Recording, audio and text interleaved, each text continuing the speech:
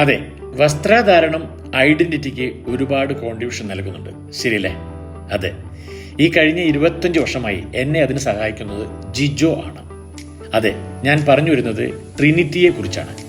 ഏകദേശം 49 വർഷമായി തൃശ്ശൂരിൽ പ്രവർത്തിക്കുന്ന സ്ഥാപനം.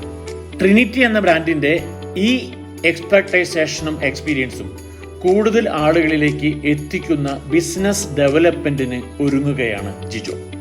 അതിലേക്കുള്ള ടീമിനെ ഒരുക്കുന്ന സ്ട്രാറ്റജി മീറ്റിംഗ് ആണ് ഇന്ന്. 1976 ജിജോയുടെ ഫാദർ ഫ്രാൻസിസ് ചേട്ടൻ സ്റ്റിച്ചിങ് പുതുമയോടെ തുടങ്ങിയ ടൈലറിംഗ് യൂണിറ്റ്.